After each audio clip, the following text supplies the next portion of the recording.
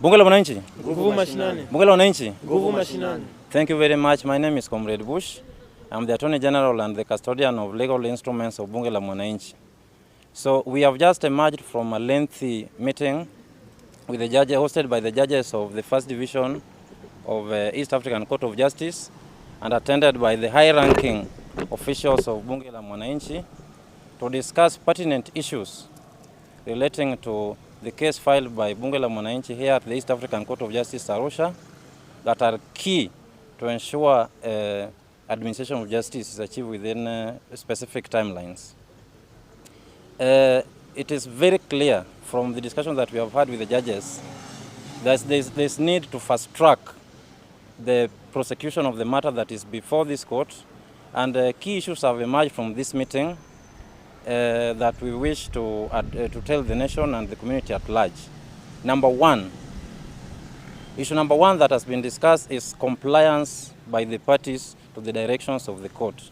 And in this regard, Bunge la Mwananchi has filed an affidavit of service to affirm that it is ready and compliant to the directions and orders of the court.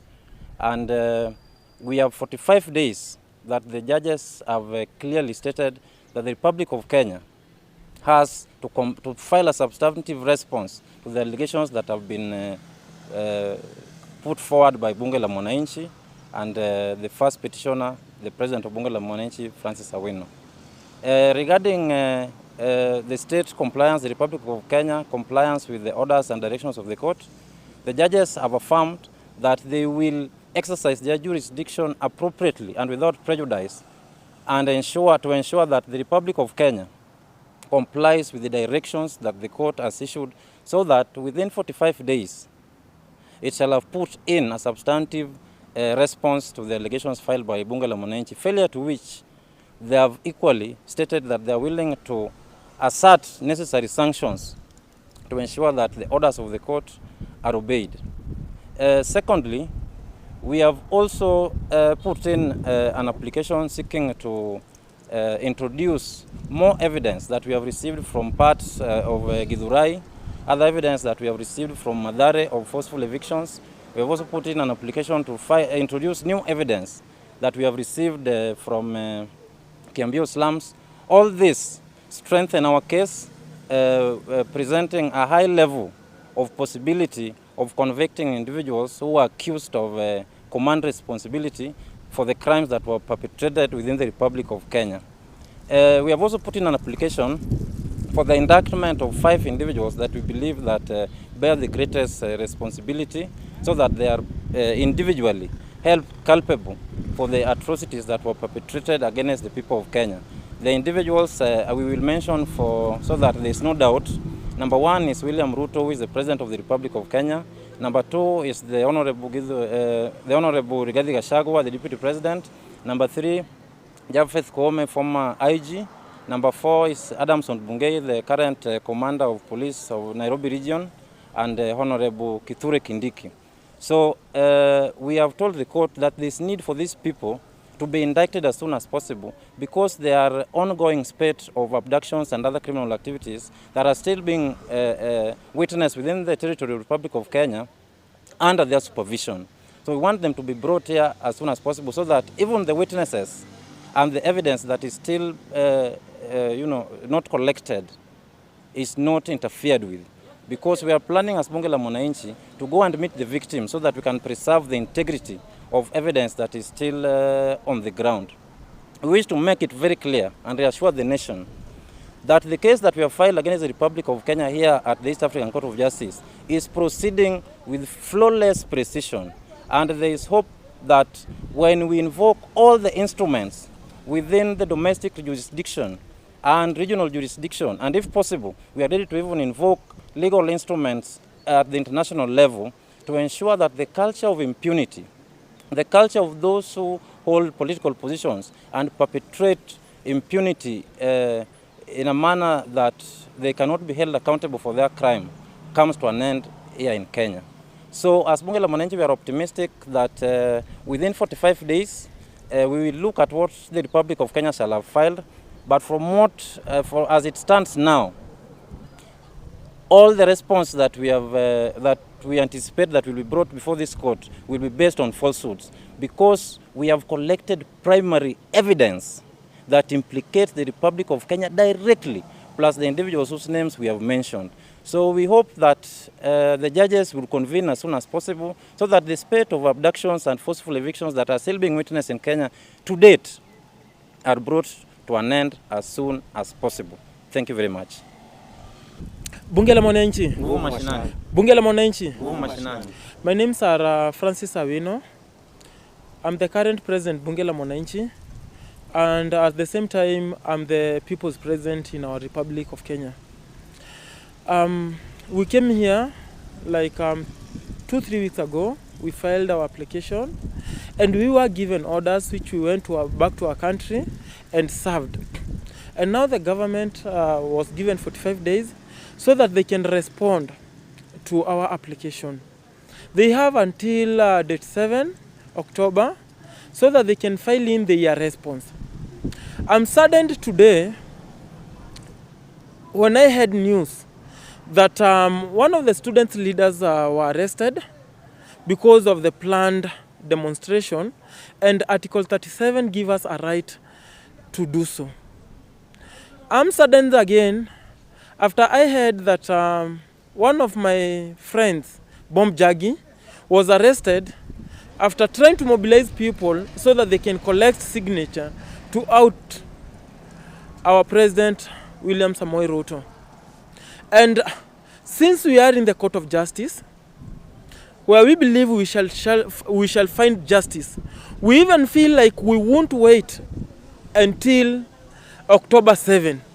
We are going to file an application and a certificate of urgency so that we can get orders which will bar our government and our rogue police officers from violating our constitution. And we believe the way we came here at first and found justice through the first orders, we believe still we shall find justice towards the people that their rights are being violated. We believe we shall find an answer, and we have hope in this court. And as the saying says, that there is always a light at the end of the tunnel. We have already found our light here in this court, and we believe that those people who are murdered, those people who are forcefully evicted, those people who are forcefully arrested, it is the last time it is being done in Kenya. Because we believe we shall find orders which shall be abided by the people that are in power. And this thing that these people in Kenya usually do, that when you are in power, you feel you are above the law. And this action, that you believe, when you are the president of our country, Kenya, you cannot be taken to court because you enjoy that immunity. We are putting that to an end. And that's why we are saying, rather than you coming to Tanzania and remaining here, because we know in Tanzania there are courts, in Tanzania there are cells, in Tanzania there are jails, you can start negotiating right now. Because after 7th October, you won't be going back to Kenya. And we shall leave you here so that you can answer the crimes that you have committed. We are telling the people of our nation, we have hope, and we shall find justice here. We just want you to remain patient. When we come back to Kenya, we shall move around, collecting other evidence that we need.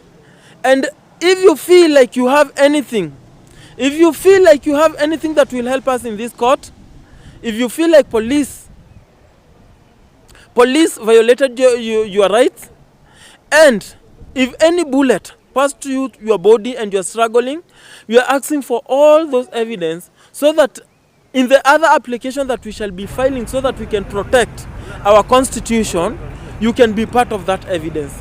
Thank you very much. May God bless Kenya, and may God bless all of us, and may God bless Africa at large. Thank you.